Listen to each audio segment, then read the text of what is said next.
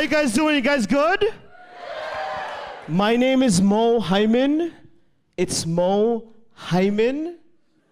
Yo, it could have been a lot worse. It could have been Mo Uterus, you feel me? One thing that it did not help me with is get Mo Pussy. My last name doesn't get any better. That laugh was very insulting at the end. My last name doesn't get any better. My last name is Quaunine, so my full name is Mohaimen Quaunine. I know what you guys are thinking. That's normal wherever the fuck he's from. It's not. It's abnormal everywhere. I asked my dad about my last name, and he told me that he didn't have a last name growing up. And then one day in grade 10, they asked him what his last name was going to be. And he picked Quaunine? Did he, like, see 9 cows on the way to school that day? Could my name had easily been, like, Rat 4 or Chicken 3 or some shit? Wherever the fuck I'm from is Bangladesh. That's India to you guys. I was on a trip to Bangladesh in December, and they sell coconut water on the street over there. It costs 10p. They put mint in it. It's so refreshing. I told my auntie, I'm like, hey, I'm going to go get some coconut water. And she's like, Mo, be careful. Nowadays, they put drugs in it, and then they rob you afterwards. I'm like, holy fucking shit. You can get coconut water and drugs for 10p? Right now, like as we speak, there's like a protest going on in Bangladesh. They just overtook the government, and for the past 2 weeks, I haven't been able to speak to my parents, my cousins, my uncles and aunties. The last 2 weeks have been so peaceful. My sister, she was supposed to go to Bangladesh, but obviously she didn't go because of the violent protests. She wanted to stay somewhere safe. She lives in Hull. That's just facts. I've been living in London for 8 years, came here to Edinburgh 4 days ago, and I've noticed that Edinburgh is really different to London. Like the drunk people in Edinburgh, very different to the drunk people in London. Like in Edinburgh, they come and speak to you. I don't like that. They also move in like herds, like gazelles, you feel me? Also, like speaking of animals, like the animals are different too. Like the seagulls are so brazen over here. I saw this one seagull literally take food off a lady's plate. The seagulls in Edinburgh are like the Indian people in London. I moved here from Canada. I'm on a free healthcare tour. Something that really pissed me off was like 2 months after I moved here from Canada, they legalized weed in Canada. What a petty-ass, personal-ass attack, man. Like, I've been through so much shit because of weed. Like, I've been arrested. My friends have been arrested. This one time, I'm smoking a joint, and I see, like, a cop pull around the corner. I can't nib the joint out on the floor, because from prior experience, that doesn't work. What do you guys think I did with the joint? Yeah, I ate it. The 16-year-old also knew that. Yes, I ate it. Yeah. I go to the Canadian embassy here. I go to the Canadian embassy in London. I ask them if I can smoke some weed in there. I told them, relax, it's cool. It's me, Justin Trudeau. I'm in brown face makeup.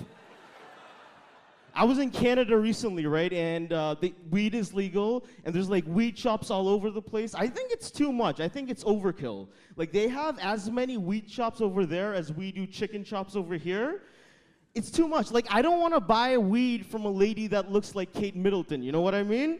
I want to buy weed from that guy in the second row. Also, I feel like weed dealers are very essential to society. Like, I don't have a therapist. I just talk to my weed guy for 20 minutes every week. He'll be like, hey, do you want a 3.5 or do you want a 7? I'll be like, I haven't said I love you to anybody in 5 years. I'll take that 7. I have ADHD, that's why my topics are going to be all over the place. I told my coworker that I have ADHD, and she's like, I knew it! I knew you were autistic!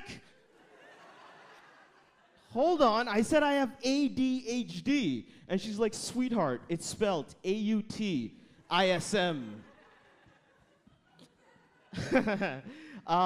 In the club, I've noticed that black people dance to the drums, white people dance to the lyrics, and brown guys just go to the back of the club and look at you like this. And we don't move a fucking muscle. I've asked a lot of my Indian friends about people like Priti Patel, Suella Braverman, and Rishi Sunak, and they're all embarrassed by these people. I'm not embarrassed. I think it's fucking great. I mean, if we're gonna have diversity in film, television, comedy, we need diversity in being a total piece of fucking shit. Like, I want to see more Indian people in evil-ass professions. Like, I want to see Indian debt collectors. I want to see Indian serial killers. Worst of all, I want to see Indian real estate agents, you feel me? I want to see Indian people in the vilest profession of them all, Love Island. Like, we won't be able to tell that they're brown because everybody spray tan brown on that show. I feel like in a couple of years, we're going to have white people working in call centers pretending to be brown. Hello, this is Raj. It's not, it's fucking Tom. I've noticed that there's two types of people that look back. Lovers, crackheads. I told you I have ADHD.